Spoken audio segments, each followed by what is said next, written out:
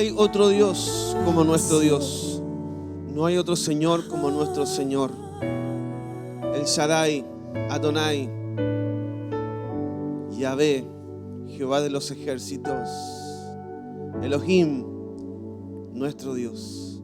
A ese Dios es a quien clamamos, a ese Dios es a quien servimos. Y ese Dios es el que hoy nos va a traer una palabra al corazón. Así que yo quiero invitarte a que oremos juntos al Señor y dejemos que Él nos ministre a través de su palabra. ¿Te parece? Desde tu hogar, desde tu casa, cierra tus ojos, acompáñame y vamos a orar juntos. Señor, en el nombre de Jesús, ponemos nuestra vida delante de ti. Nos inclinamos, Señor, de corazón. Nos inclinamos también con la razón para rendir todo lo que somos, para ponernos delante de ti como alumnos, como aprendices, delante del Maestro, delante de aquel que lo sabe todo y lo conoce todo. Señor, tu palabra es verdad, tu palabra es certera. Creemos en tu palabra y la recibimos hoy en el nombre de Jesús. Amén y amén. Amén. Bienvenido a nuestra señal. Si estás recién incorporándote a ella, te damos la bienvenida a nuestra señal online. Estamos saliendo, recuerda, por nuestro canal de YouTube en la Iglesia Cristiana Manantiales. Si tienes a alguien conocido y quieres compartir esta señal, hazlo con total libertad. Es totalmente abierto y para bendecir a todo aquel que quiera escuchar palabra de Dios. Hoy con una palabra bien específica, no sin antes dar gracias a Dios. Tuvimos un fin de semana extraordinario, maravilloso. Ya mi esposa lo dijo al principio, también lo dijeron las chicas en la adoración. Una clínica de familia extraordinaria, una clínica de familia que nos llenó de principios para formar familia, de principios para sanar familia, para reconstruir familia y para aprender a vivir en bendición con la familia que el Señor nos ha puesto. Nos enseñó el valor de ella, nos enseñó diseño, la verdad, extraordinario. Si por alguna razón extrema no pudiste estar en esta clínica, durante los días que vienen se estará levantando en nuestro canal de YouTube la clínica para todo aquel que quiera verlo con libertad, porque la verdad fue un tiempo increíble de aprendizaje y de recibir esta impartición. Recuerda entonces los días que vienen, ya podrás disfrutar de ello. Muy bien, hoy quiero compartir una palabra contigo y esta palabra se llama así: lugares correctos, personas correctas, palabras correctas. Te vuelvo a repetir: lugares correctos, personas correctas, palabras correctas. Suena como poco típico el título que te compartí, pero ya vas a entender el significado de esto, que creo que va a bendecir nuestras vidas y la de nuestras familias. Para ello quiero señalar y reforzar el título diciéndote esto: no da lo mismo el lugar que elijas estar. No da lo mismo las personas que elijas frecuentar. Ni tampoco da lo mismo las palabras que digas. Por eso lo que vamos a trabajar juntos ahora y lo que vamos a descubrir a la luz de la palabra del Señor va a trascender de una manera especial y significativa a nosotros. En primer lugar, el primer punto que quiero compartir contigo es acerca de los lugares incorrectos. Y para ello quiero tomar la vida del rey David. Entonces, en primer lugar, el rey David en el lugar incorrecto. A veces para aprender lo correcto nos viene muy bien saber lo que no se hace, ¿verdad? Aquí hay un ejemplo claro y potente. Para entender el contexto de esto, de la historia del rey David, déjame hacerte un pequeño repaso del rey David, de quién era el rey David, de qué significaba, de lo que portaba, de lo que tenía, de lo que implicaba su vida en sí mismo. Primero, y lo más importante, que este rey era amado por Dios. Ojo, que no era cualquier rey, porque eran reyes malos, reyes despreciables a los ojos de Dios, pero este rey en particular era un rey amado por Dios. Mira lo que dice Hechos en el capítulo 13, verso 22. Hechos, capítulo 13, verso 22. Lo siguiente: más tarde, Dios quitó de su puesto a Saúl y le dio por rey a David, de quien dijo: he encontrado que David, hijo de Jesé, es un hombre que me agrada y que está dispuesto a hacer todo lo que yo quiero. En otras traducciones y en otros versículos dice, este hombre es un hombre conforme a mi corazón. Un hombre conforme a mi corazón. Es decir, que no era cualquier rey, sino que era alguien amado. No olvides, el rey David era alguien amado por Dios. Otra característica de David, estamos descubriendo el rey David en el lugar equivocado. Pero primero tenemos que entender la vida de David. Dijimos que era amado por Dios, era amado también por su pueblo. Mira lo que dice en 2 Samuel, capítulo 21, verso 17. Dice, pero Abisaí, el hijo de Zeruía, fue en ayuda de David y atacó al filisteo y lo mató. Entonces los hombres de David le hicieron prometer que ya no saldría más a la guerra con ellos para que no se apagara la lámpara de Israel. Esto dice 2 Samuel 21, 17. A ver, solo quiero rescatar la última frase. El ejército de David, sus capitanes, sus generales, los soldados, amaban tanto al rey David que le dijeron, por favor no te expongas demasiado, no sea cosa que se nos apague la luz, que se nos apague la luz de Israel, tú eres como nuestra luz. O sea, era tan amado este rey David por su ejército que lo cuidaban de una manera increíble. O sea, amado por Dios, amado por su pueblo. Luego, además también, él era un hombre que amaba a Dios y amaba su presencia. Mira lo que dice este salmo, hay muchos más, pero solamente te apunto este salmo. Salmo 84, 10 dice, porque mejor es un día en tus atrios que 1000 fuera de ellos. Salmo del salmista por excelencia es David. Porque mejor es un día en tus atrios que 1000 fuera de ellos. Escogería antes estar a la puerta de la casa de mi Dios que habitar en las moradas de maldad. O sea, no había cosa que David amara más que estar en la presencia de Dios y estar ahí en el templo donde habitaba esa presencia de Dios. Él amaba la presencia de Dios, él amaba a Dios de verdad, de corazón. O sea, ya sumamos otra característica. Primero dijimos que era un rey amado por Dios. Dijimos también que era un rey amado por su pueblo. Dijimos también que el mismo David amaba a Dios y amaba la presencia de Dios. Y tenemos que sumarle, por último, una cosa más. Hay mucho más, pero son las que me interesa señalar contigo. 1 Samuel 16:13. 1 Samuel 16:13 dice, y Samuel tomó el cuerno del aceite y lo ungió en medio de sus hermanos. Y desde aquel día en adelante el Espíritu de Jehová vino sobre David. Se levantó luego Samuel y se volvió a Ramá. O sea, David era un ungido de Dios. Para explicar un poquito esto. Cuando Dios unge a alguien, lo aparta para un propósito, lo consagra para un propósito, pero además le da una autoridad especial, distinta, mayor al resto de la gente. Es empoderado, él porta una capacidad extraordinaria de Dios, es como que está tocado por Dios, escogido por Dios. Y eso no es cualquier cosa, es muchísimo decir que Dios mandó a ungir a David. O sea, él era un ungido, un apartado, un escogido de Dios. O sea, resumiendo lo que ya hemos dicho, decíamos al principio, ¿verdad? Que el rey David fue amado por Dios, fue amado por su pueblo. El rey David amaba a Dios y amaba su presencia. Y ese mismo Dios al cual David amaba, le terminó ungiendo y separando como rey. O sea, que no era cualquier persona, conocía a Dios, conocía la presencia de Dios, se movía en esa presencia de Dios, él sabía. Entonces uno no entiende cómo alguien así, cómo alguien con estas características termina enredado en un momento tan trágico en su vida. Porque uno diría, el tipo era bueno, amaba a Dios, ungido por Dios, Dios lo amaba a él. Y uno diría, pero ¿cómo termina enredado en un homicidio y en un adulterio? Porque no eran cosas menores, o sea, era un homicidio y un adulterio.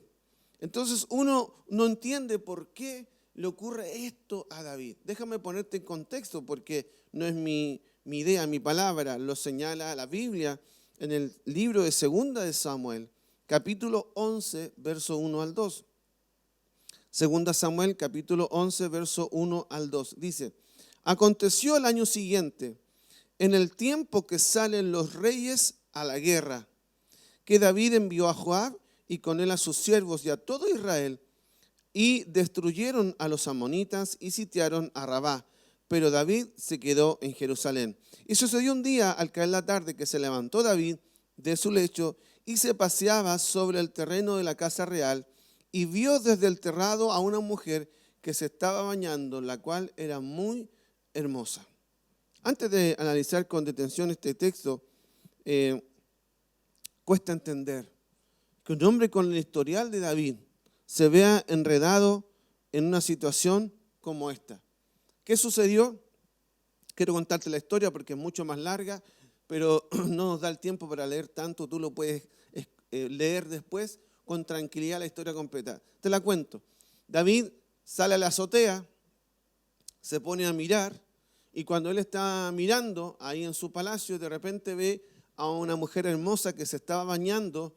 Él la codició, la deseó, y eso le significó que él la mandara a buscar, la tomara prácticamente por la fuerza, porque él tenía la potestad como rey de traer delante de él a quien quisiera, en este caso a esta mujer. El problema es que esta mujer era casada y estaba casada con uno de sus generales, uno de los generales que estaba peleando una guerra, una batalla. Entonces, después de que ocurre este hecho, esta mujer, producto de esta situación, termina embarazada, le hace saber esto al rey.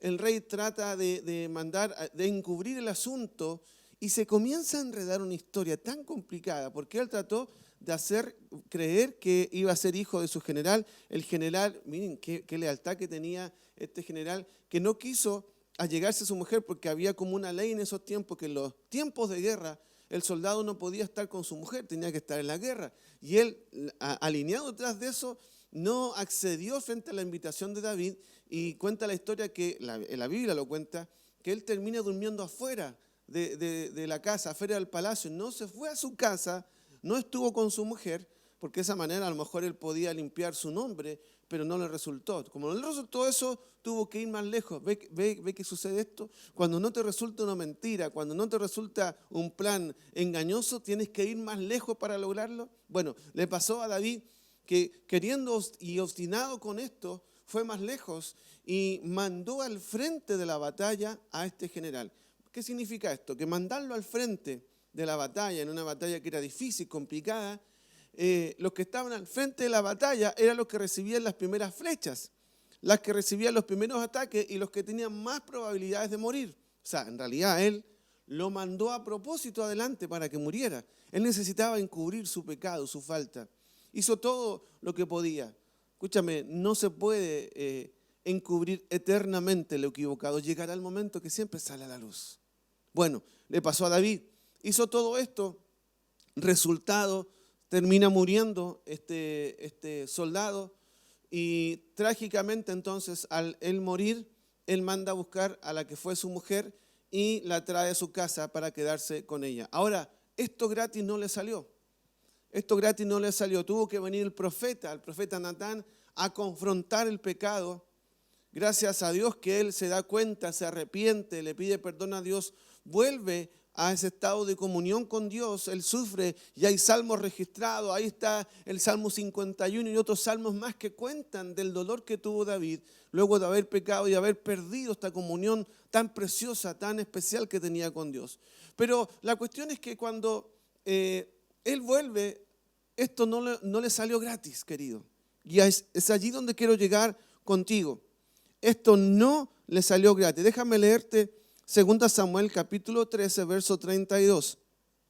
2 Samuel capítulo 13, verso 32 dice: pero Jonadab, hijo de Simea, hermano de David, habló y dijo: no diga mi señor que han dado muerte a todos los jóvenes hijos del rey, pues solo Amnón ha sido muerto, porque por mandato de Absalón esto había sido determinado desde el día en que Amnón forzó a Tamar, su hermana. A ver, déjame explicarte. A lo mejor no te alcanza el versículo porque en realidad el texto es muy largo, te lo tengo que explicar. Solo para mostrarte las consecuencias de estar en el lugar incorrecto.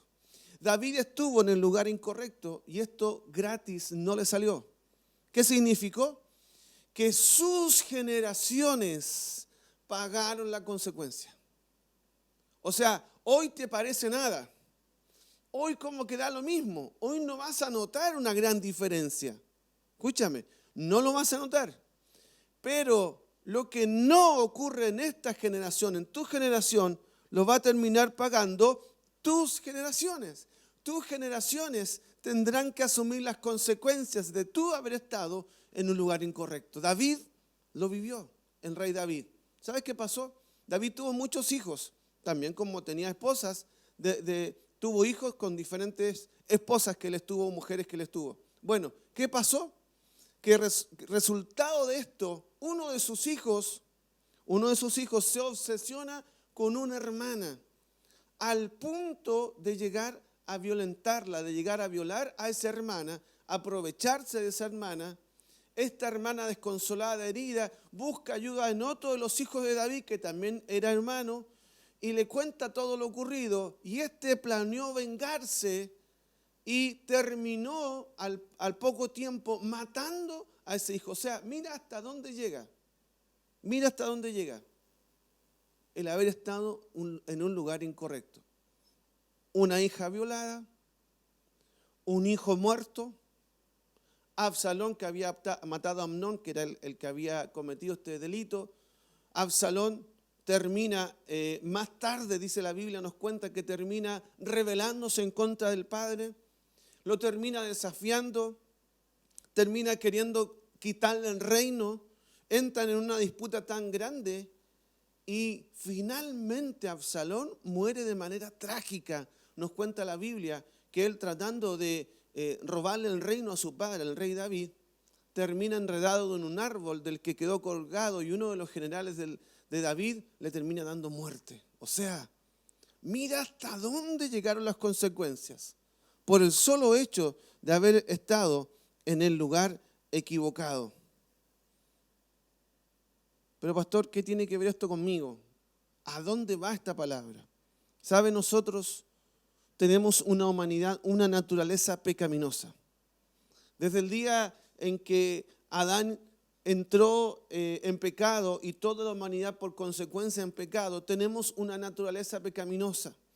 Tenemos la tendencia al pecado, está incorporado, está en nuestra información genética, la tendencia a la maldad. Tenemos esta tendencia, el humano es tan complicado en esto, que tiene esta tendencia a la humanidad. David lo concluye, el mismo David. Mira lo que dice David en el Salmo 19:12. Salmo 19:12 dice: ¿quién podrá entender sus propios errores? Líbrame de los que me son ocultos. O sea, él ya se había dado cuenta. Él era un buen tipo, recuerda, buen tipo, amaba a Dios, ungido por Dios. O sea, todo bien, pero uno se explica de dónde salió esta maldad en David. Lo que pasa es que el corazón del hombre es tan impredecible que solamente Dios lo puede escudriñar. Y solamente Dios nos puede librar de aquello que algún día nos puede pasar factura. Más adelante el mismo David en el Salmo 139, en los versículos 23 y 24, Salmo 139, versos 23 y 24 dice: examíname, oh Dios, y conoce mi corazón. Pruébame y conoce mis pensamientos, y ve si hay en mí camino de perversidad, y guíame en el camino eterno. O sea, a ver, es como que está hablando así. No soy consciente, hasta donde puedo ver y entender, no encuentro que haya nada malo en mí. Pero te pido, Dios, que por esas cosas que no veo, por esas cosas que no conozco, tú que sabes más, tú que lo conoces todo, tú que puedes escudriñar hasta lo más profundo del corazón del hombre, por favor, examíname, mira bien adentro, mira bien adentro. Y si en mí hay perversidad, dice David, sácala, sácala. A él ya le había costado caro. Él hizo esta oración costándole muy caro. Por eso tenemos la oportunidad nosotros de aprender del dolor de otro, en este caso del rey David. Antes que tengamos que sufrir las consecuencias, amados, hagamos esta oración. Señor, no entiendo, no sé. Si hay algo en mí perverso, si hay algo en mí que no te agrada, que me va a hacer mal, sácalo, muéstramelo, Señor, para poder arrepentirme, para poder cambiarlo. Ya te dije, la naturaleza humana es compleja, es impredecible.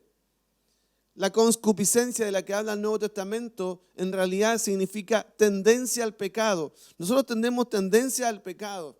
Y si bien la sangre de Cristo nos hizo nuevas criaturas, esta humanidad no fue quitada. Seguimos viviendo en el mismo cuerpo y seguimos teniendo esta misma información genética que nos va a acompañar hasta el día en que Dios nos lleve a su presencia. Y cuando eso suceda, dice la Biblia, que tendremos cuerpo glorificado, mente glorificado, y ahí no habrá problema. Pero a hoy, en este cuerpo, como diría el apóstol Pablo, nos toca cargar con el peso de este cuerpo muerto, ¿no? Es como un cadáver, decía el apóstol Pablo, que nos tenemos que poner al hombro y llevar esta tendencia a veces que es molesta, que nos complica.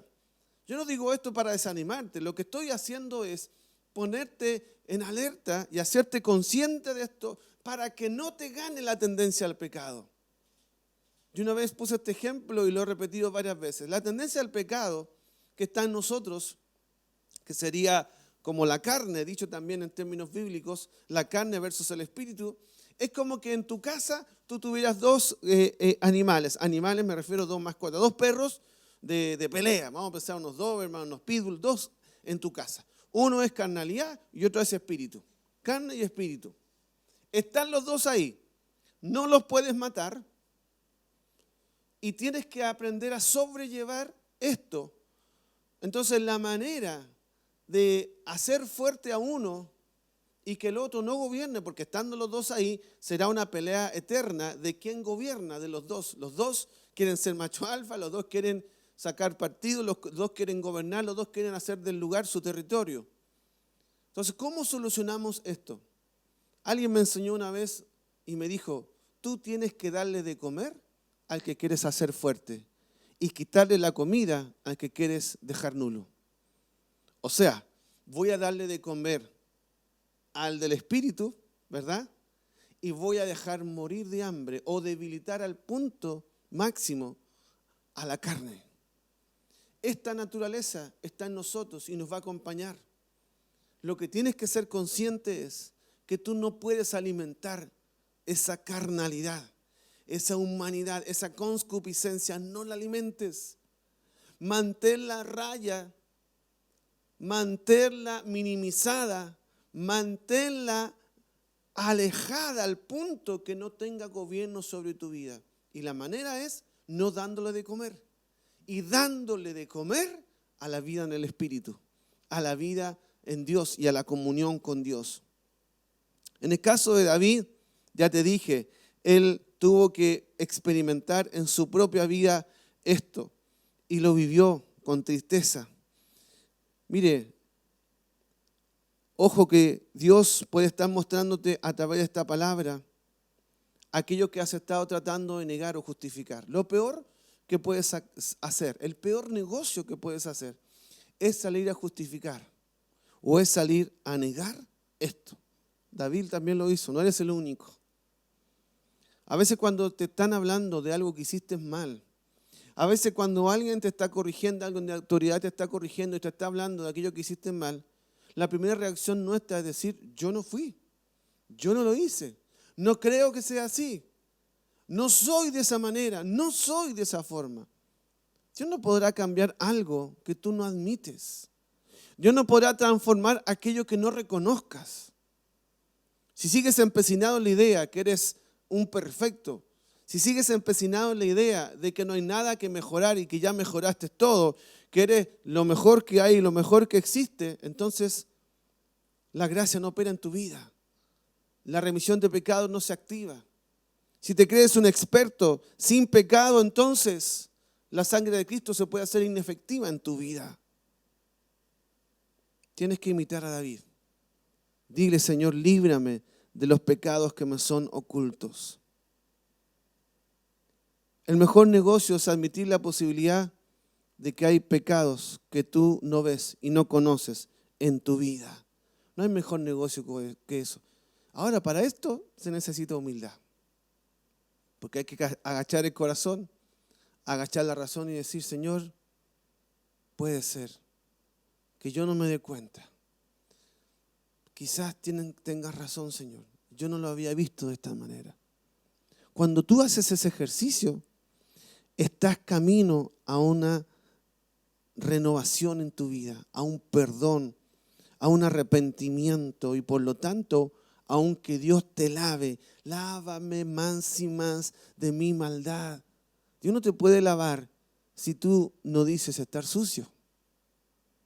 Los limpios no se lavan. Te va a lavar si tú le dices, Señor, hay maldad en mí, hay perversidad.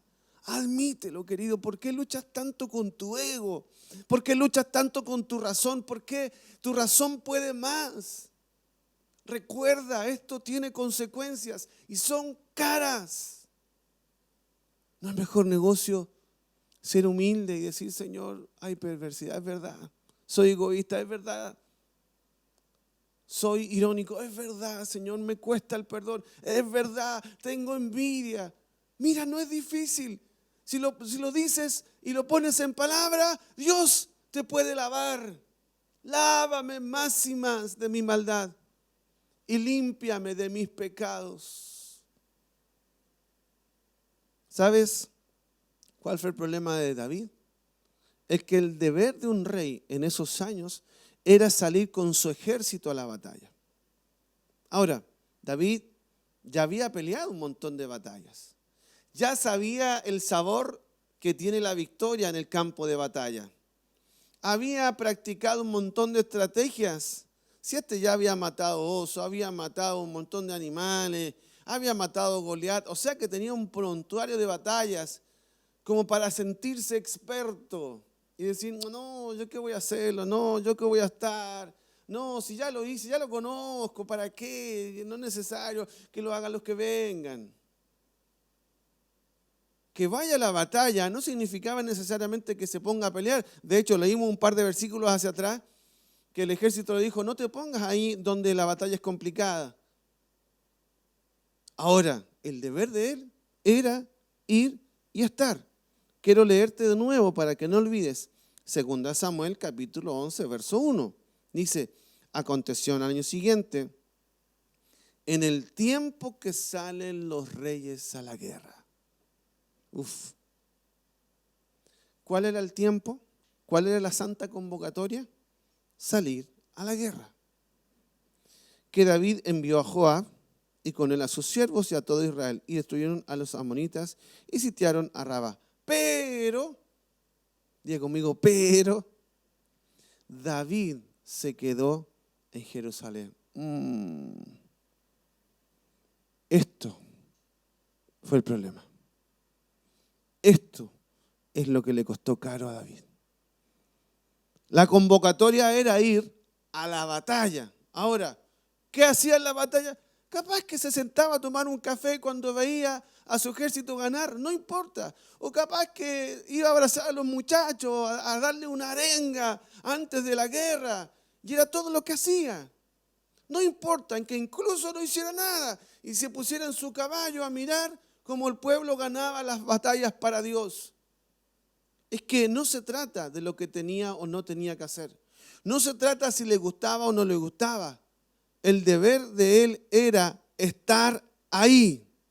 El deber de rey era salir a la batalla. Capaz que no peleaba, no sacaba un arma, no usaba un escudo. Sería lógico pensar, ¿para qué voy a ir si no voy a pelear?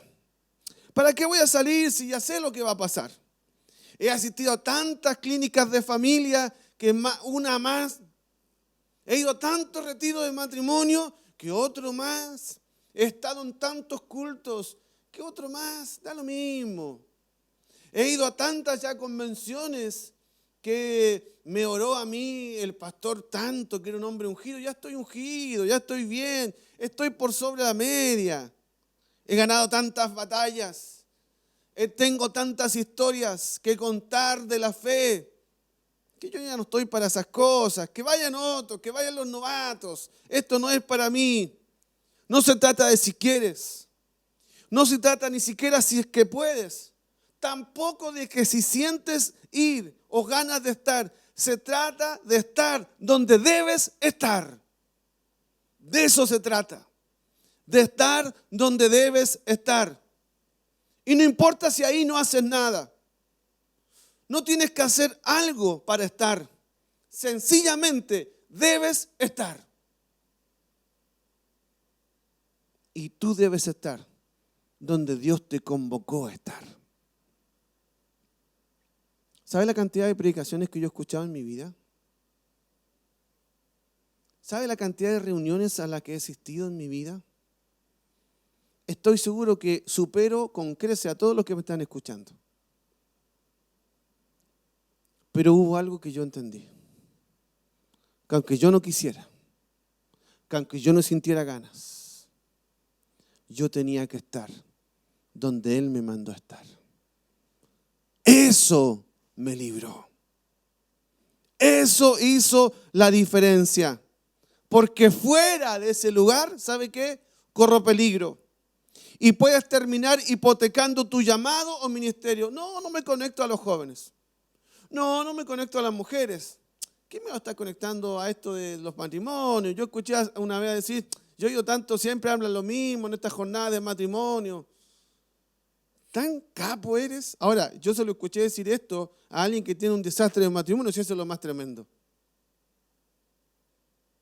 Yo podía darte cátedra de muchas cosas, pero nunca he dejado de sentarme a escuchar. Nunca me he permitido no estar donde tengo que estar. Y me siento como un niño. Como si fuera la primera vez que me sentara en una reunión. Como si fuera la primera vez que escuchara a alguien predicar. ¿Cuál es la actitud que tú tienes? ¿Será que tenemos que ir detrás de ti y decirte, mándanos un pantallazo para saber que estás conectado? ¿Será que tenemos que escribir en el equipo para decir, a ver cuántos están ya conectados en esta reunión de la mañana? ¿Será que tenemos que decirte, pon un comentario para saber que estás vivo y presente? ¿Será que tenemos que ir detrás de ti? ¿Es así que funciona esto? Te pregunto yo a ti. ¿Es así que Dios funciona contigo? ¿O es así que tú funcionas con Dios? Porque si es así, querido, estás en problema. Porque si hay que estar empujándote para que estés, es un problema. Yo lo puedo entender del nuevo, del que no entiende, del que no sabe, pero me cuesta entenderlo de aquellos que ya conocieron la gracia, el poder, de aquellos que ya tienen la revelación, de aquellos que ya son responsables. Dios te hará responsable de tus generaciones. Gratis nunca será. Si tú estás en el lugar equivocado, tus generaciones serán las que paguen consecuencias.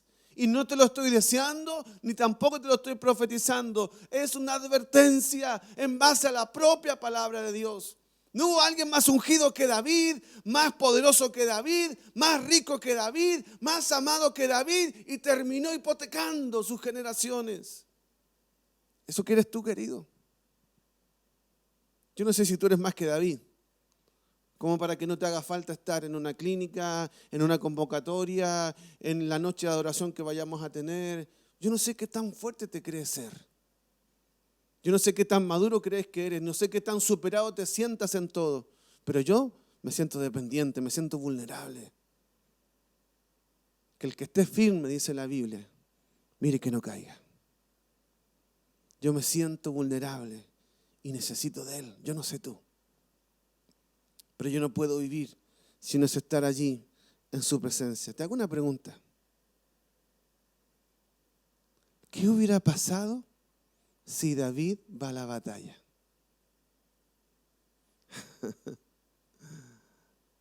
Imagínate. ¿Qué hubiera pasado si David va a pelear? Capaz que otra historia se hubiese escrito. No tendría las manos manchadas con sangre inocente.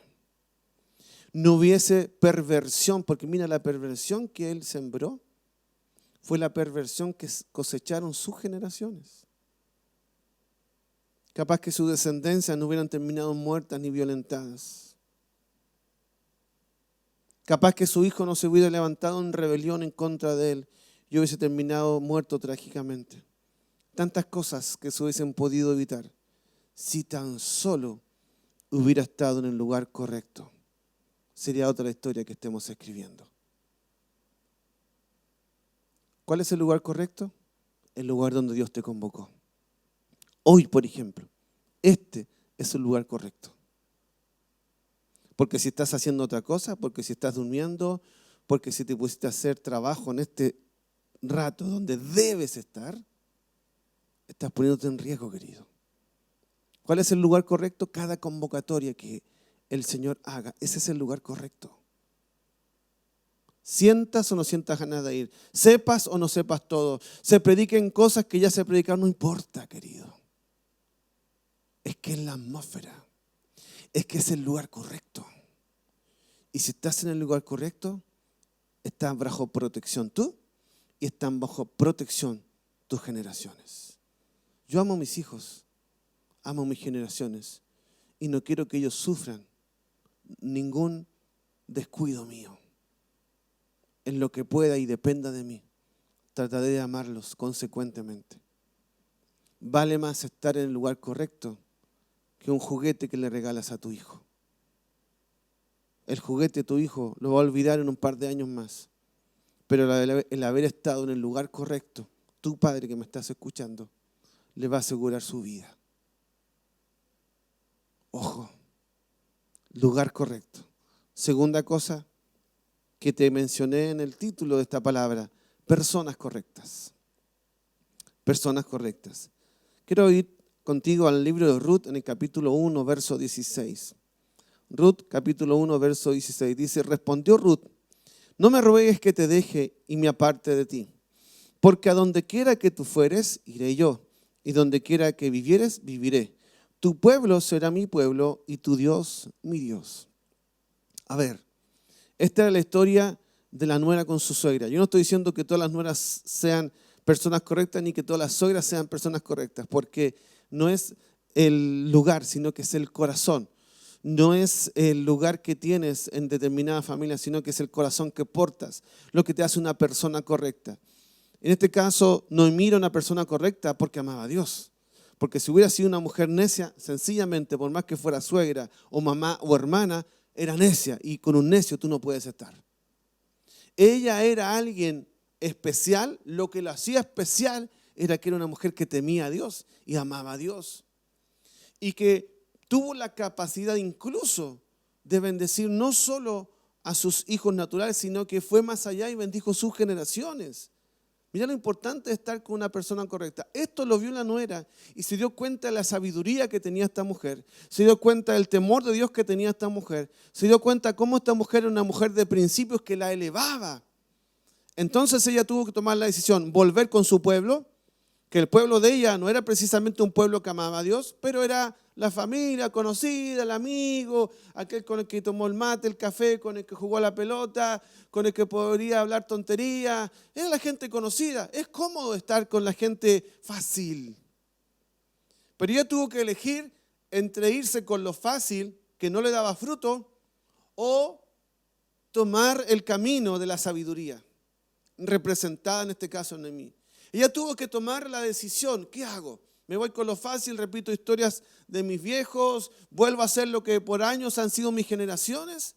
¿Soy una más de los de siempre o marco una diferencia? Ella marcó una diferencia, se fue con aquella que no era familia sanguínea, sino más bien política, y fue detrás de esta mujer, al punto que le dijo, yo quiero los principios de vida que tú tienes, yo quiero el Dios que tú tienes, y yo quiero ser el pueblo que tú tienes en tu corazón. Tremendo. Determinación total. Alguien el otro día me dijo, pastor, yo tengo muchos amigos. Hablamos de esto el martes. Tengo muchos amigos y muchos de esos amigos no son cristianos, son de afuera. ¿Qué hago con eso? Le dije, tranquila, nosotros tenemos que ser sal y luz precisamente donde hay oscuridad y precisamente donde no hay vida de Dios. O sea, que tenemos que relacionarnos con la gente no cristiana. No hay problema en eso. El problema es que yo haga de esos amigos o de esos contactos, de esas relaciones, gente significativa o amigos significativos. Es decir, gente que influencia en mí, gente que provoque cosas en mí. Eso tienes que cuidarlo. O sea, aquellos que tú admitas como amigos significativos, es decir, de influencia, a quien escuchar, con quien tener conversaciones profundas, tienen que ser escogidos. Porque eso va a determinar lo que tú eres, lo que tú portas. Ahora, si esa gente con la que te juntas te hace mal, aplica el otro principio, le dije yo a esta persona. Dice la Biblia, si tu ojo te es ocasión de caer, córtalo. O sea, si esas amistades te son ocasión de caer y de volver al pecado del que saliste, entonces no te conviene, córtalo de una. Los principios bíblicos deben aplicarse. Ahora, entendiendo esto de que las personas correctas van a marcar la vida que tengamos y el futuro que abracemos, es algo que te va a elevar en los días que vengan hacia adelante. ¿Cuáles son las personas correctas? Las personas correctas son aquellas que te acercan a Dios. Las personas correctas son aquellas que te elevan al cumplimiento de tu propósito. Tú debes buscar a las personas correctas y aferrarte a ellas. Forja relaciones que te eleven, que te bendigan. Dios es tan bueno que incluso a veces te pone gente en el camino para bendecirte. Pero tú debes determinar estar cerca de esa persona, ponerte a los pies de esa persona o poner oído y escuchar a esa persona. Esa persona que te eleva, las personas correctas, no siempre dirán lo que tú quieres escuchar. Por eso que son correctas. No siempre te aplaudirán las que hiciste porque son correctas. Los correctos son aquellos que aman a Dios y aman su ley y te dicen cuando tú estás mal, te confrontan con tu pecado para que tú no sigas en ese camino. Eso de verdad, gente correcta en tu vida, gente significativa en tu vida. Ruth lo sabía muy bien. Si ella elegía irse por otro camino y estar con otras personas, las maldiciones generacionales vendrían sobre ella y se iría a rodear de destrucción en algún momento. Ahora, ella sabía que si estaba cerca de su suegra, algo distinto, el temor de Dios, el vivir los principios de Dios, la harían una mujer de influencia a sus generaciones. Y la historia nos cuenta que así fue, porque ella termina conociendo un hombre de bien que la posiciona en lugares de honra y ella puede salvaguardar sus generaciones. Qué importante es rodearte de gente correcta. Alguien dijo alguna vez que tú eres el promedio de la gente con lo que te juntas. Tú has tenido exámenes o pruebas y te toca sacar los promedios de tu universidad o tu colegio. El promedio es la suma de todas tus calificaciones y la promedias por la cantidad de pruebas o exámenes que diste. Bueno, tú promedias, ¿no es cierto?, las personas que te rodean. Elige 5 o 10 que te rodean. Saca un promedio y eso es lo que tú promedias. Fuerte, ¿no? Interesante. Pero pastor, eso no lo dice la Biblia. Sí, solamente quiero tirártelo como dato. La Biblia no lo dice textualmente así, pero sí es el principio activo. Ya te lo voy a mostrar. Permíteme un momento más. La única manera de elevar tu vida es juntarte con gente que de verdad te eleve. Escúchame. El problema de los mediocres es que buscan mediocres. El problema de los carnales es que buscan cristianos tibios. El problema de los murmuradores es que buscan oídos que los escuchen. El problema de los envidiosos es que buscan gente que no tenga vida propia en qué entretenerse para conversar. El problema de los rebeldes es que buscan más rebeldes. ¿Sabe por qué? Porque los espíritus se atraen. Dice Proverbios, y ahora te regalo el versículo, Proverbios 13:20.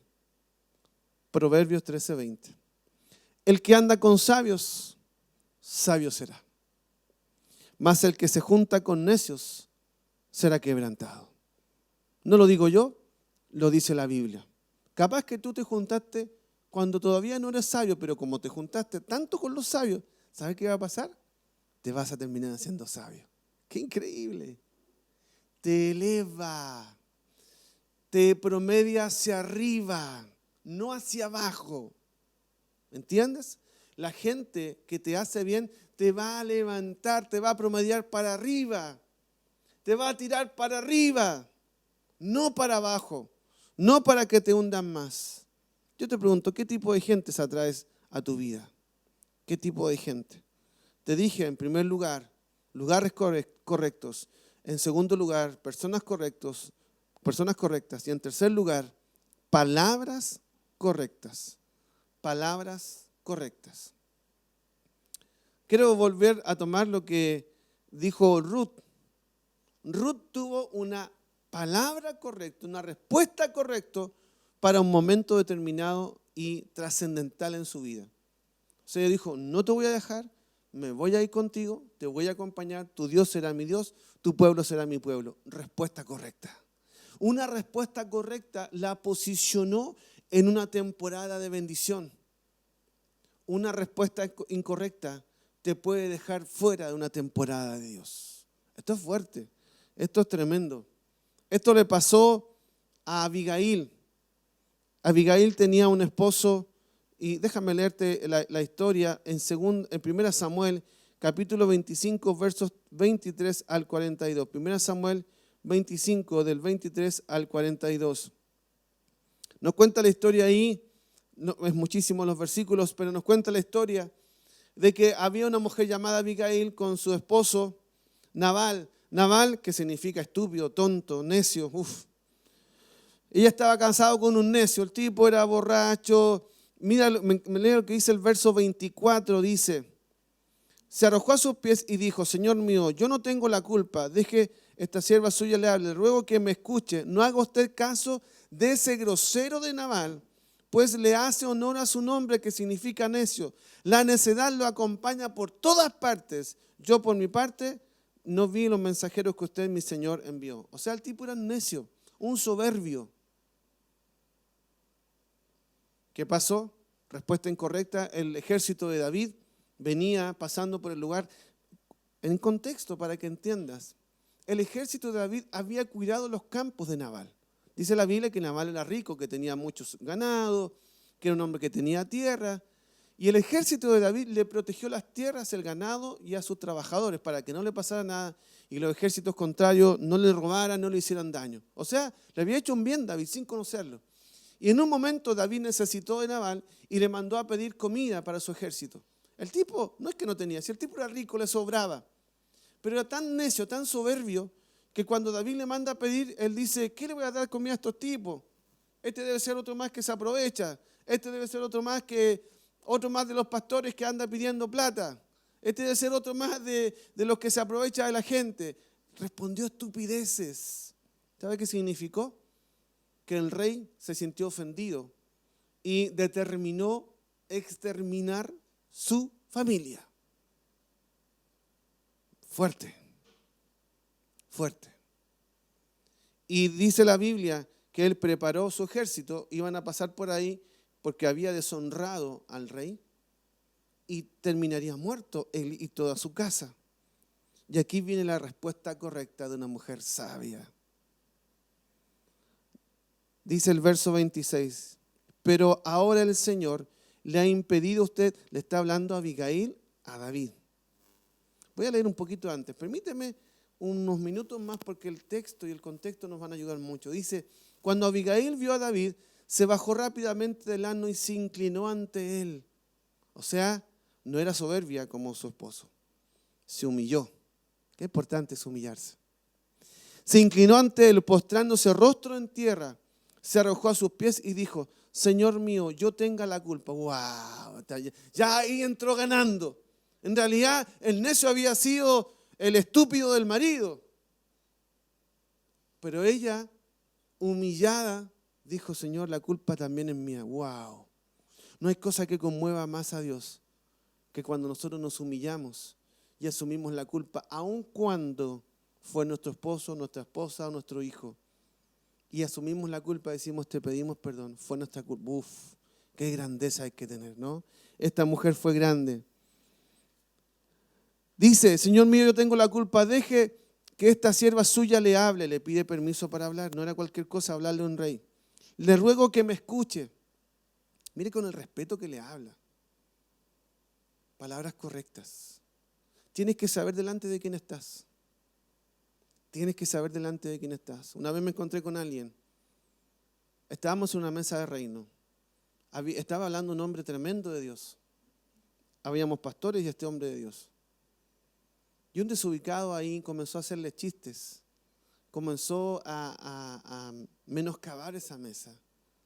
De una manera tal que echó a perder la conversación. Y comenzó a desafiar a este hombre que era un apóstol.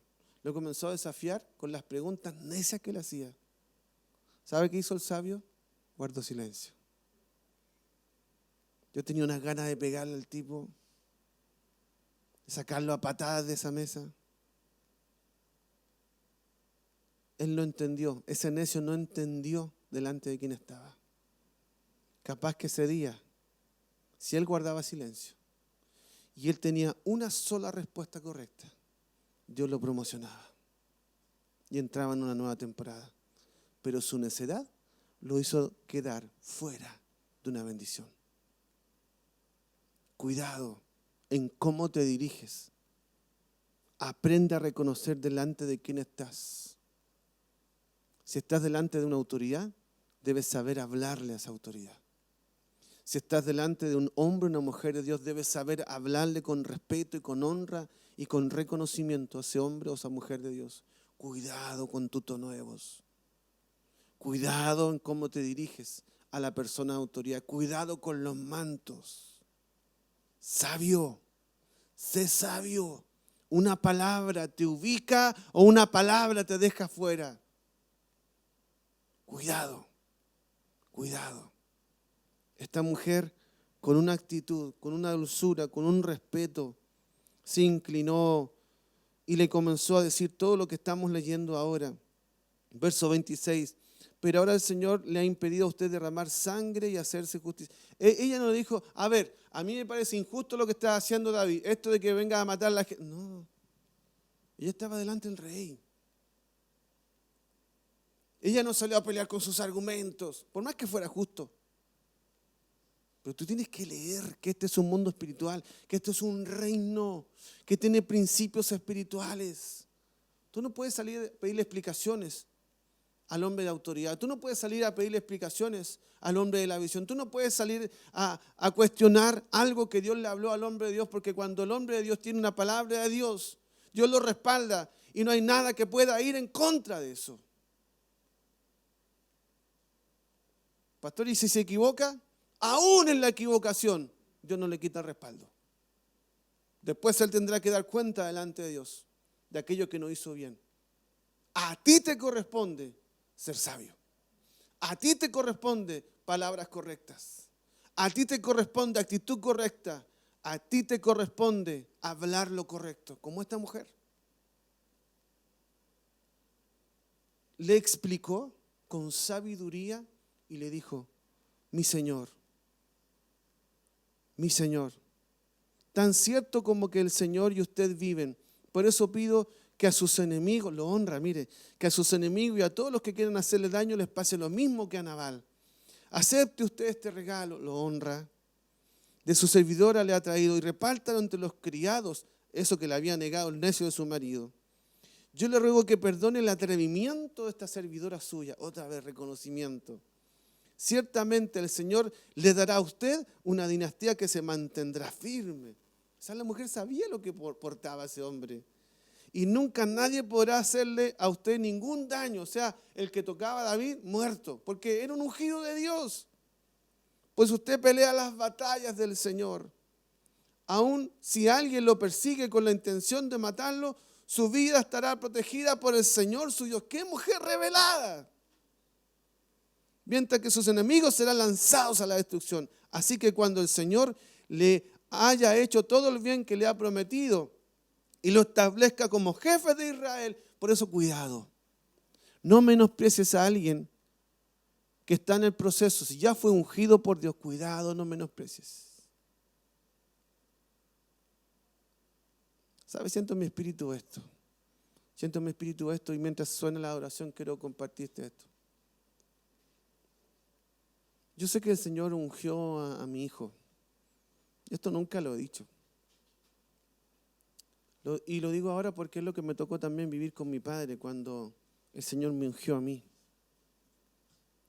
Usted sabe la cantidad de gente que me menospreció, que habló mal de mí, que se burló de mí, que decía que yo hablaba mal. Y que es verdad, no hablo muy bien. Que a veces se me traban las palabras, que no soy tan entendido, que soy tímido, que no sé tanto, que no soy un teólogo.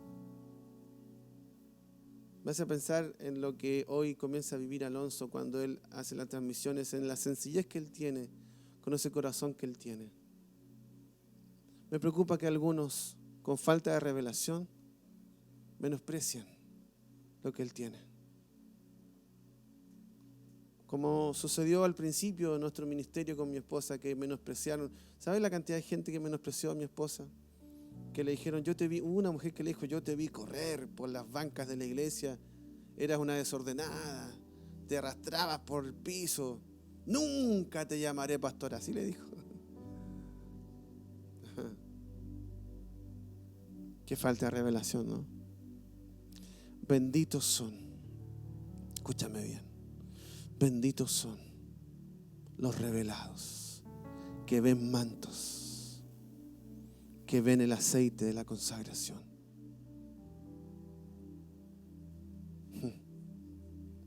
Cada vez que yo he visto a alguien que reconoce a un ungido, aún en sus primeros años, Dios se encarga de bendecirlo y cuidarlo. Jonatán lo vio el aceite que reposaba en David. Y sabe, se encargó de cuidarlo aún a costa de que su padre lo terminara matando a él. Consecuencias, sus generaciones no murieron. Y Mefiboset terminó comiendo en la mesa del rey. Tú tienes que aprender a ver la unción, el manto, el aceite de la consagración. Por más que sea pequeño, por más que hoy esté en sus primeros pasos, por más que hoy yo soy grande, pero no siempre fui grande. Benditos aquellos que vieron el aceite sobre mi vida. Benditos aquellos que vieron el aceite en la vida de mi mujer. Una persona que le dijo a mi esposa, tú no tendrías que ser pastora. Tú no tendrías que ser ungida pastora. Había sido una profesora en su instituto teológico. Que te lo diga la profesora y que más encima era rectora de ese mismo lugar. La mató. Y le dijo así, tú no tendrías que ser. Cuando nosotros vimos eso, oramos al Señor, no entregamos a Dios. Nunca hicimos nada porque no somos gente que pida venganza ni nada.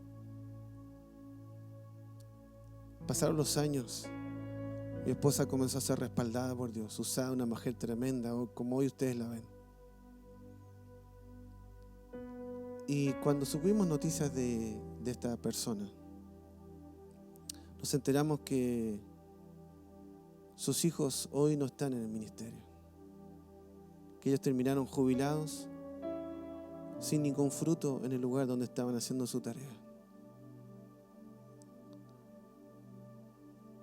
Tú tienes que aprender a ser revelado con tus palabras. Cuidado con lo que dices. Cuidado con lo que hablas. No da lo mismo las palabras.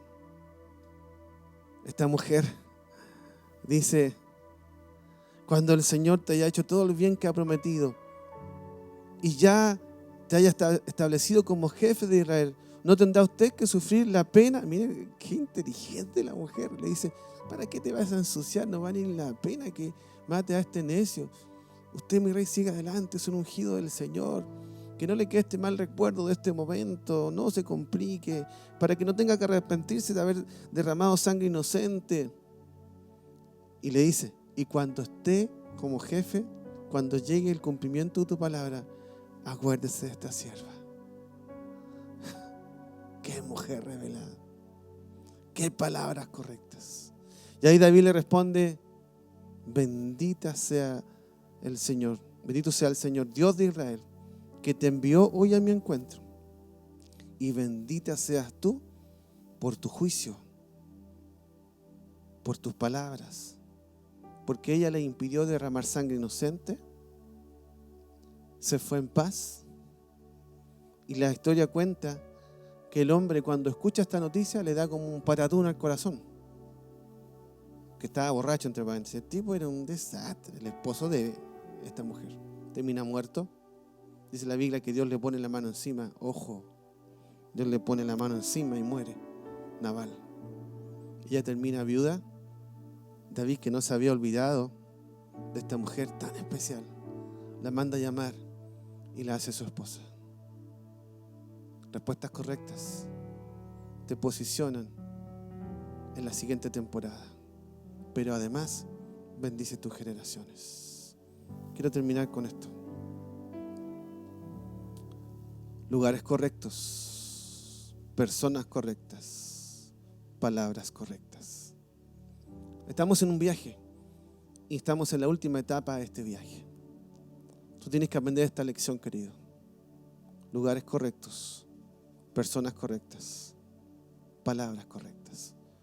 Vamos a orar al Señor, chicas, antes de orar juntos.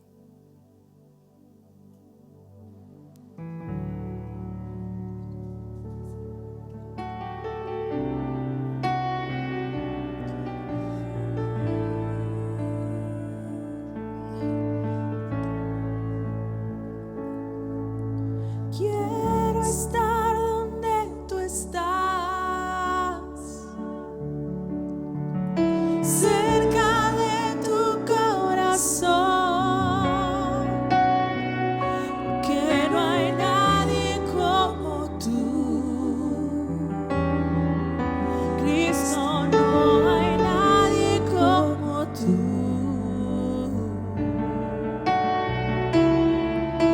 Quiero estar donde tú estás, cerca de tu corazón, porque no hay nadie como tú. Cristo, no hay nadie como tú.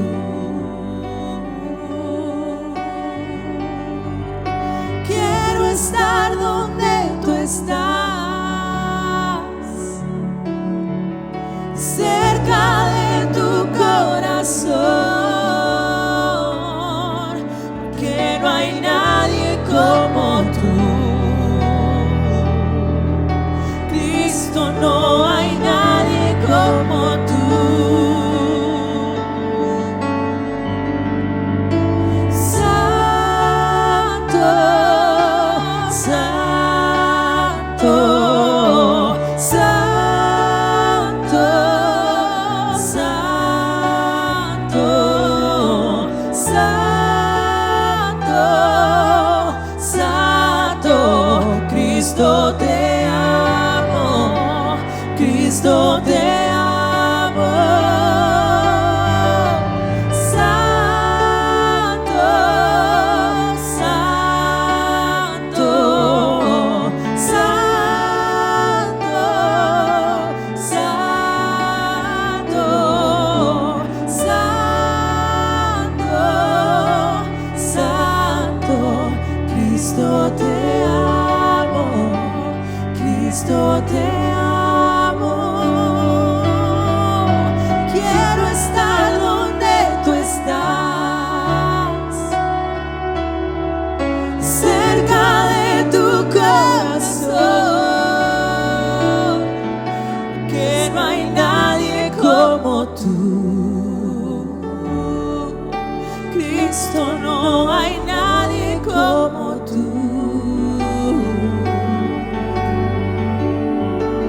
Quiero estar donde tú estás, cerca de tu corazón, que no hay nadie como tú. Cristo, no hay nadie como tú. Al Rey rendimos toda gloria, al Rey rendimos el honor, al Rey rendimos majestad, al Rey, al Rey, al Rey rendimos toda gloria, al Rey rendimos el honor, al Rey rendimos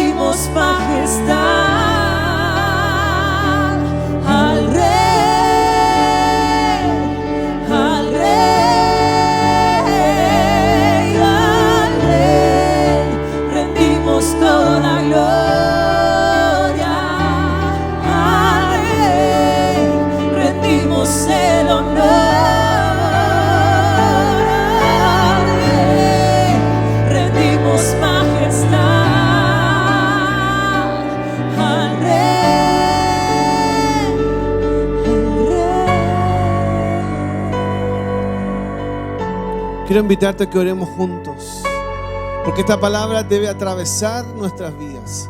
Quiero invitarte a cerrar tus ojos donde estás y ayudarte con esta oración. Ora conmigo. Señor Jesús, te pido perdón por mi soberbia de no estar en el lugar correcto, de haber tenido yo una mejor idea, un plan alternativo, haberme creído superior, que ya no necesitaba. Perdóname, Señor. Perdóname de esos pecados que me son ocultos. Examíname, oh Dios, y ve si hay en mí camino de perversidad. Líbrame de aquellos que incluso no conozco, Señor. Queremos estar en el lugar correcto y de esa manera bendecir a lo que más amamos, nuestras familias, nuestras generaciones. Señor, rodéame de gente que me haga bien, que me eleve. Quiero ser sabio y no necio. No quiero terminar destruido como el necio. Quiero aprender de los sabios. Quiero vivir con sabiduría mi vida, Señor. Y aprende a poner freno en mi boca, a guardar silencio cuando debo guardar. Enséñame a hablar, Señor. Enséñame a reconocer con mis palabras al otro. Enséñame a reconocer a mi autoridad. Enséñame a reconocer a mi pastor, a mi pastora. Enséñame a hablar con honor. Enséñame, Señor, incluso a explicar las razones. Porque no es pelear una causa, explicar una razón con el corazón correcto, Señor, con las palabras correctas, como Abigail. Enséñame, Señor, a honrar y reconocer con mis ofrendas, a ver el manto que hay en aquel que todavía no llegó. Enséñame a ver el aceite que ya fue derramado, la palabra que ya fue dicha en aquel que la porta, aun cuando todavía no llegó el cumplimiento de ella. Quiero ser, Señor, un puente en su camino y no un estorbo en su camino, para que sean benditas mis generaciones y mis días, Señor. Quiero entrar en la siguiente temporada por causa de mis palabras y no quedar fuera de ella. En el nombre de Jesús. En el nombre de Jesús.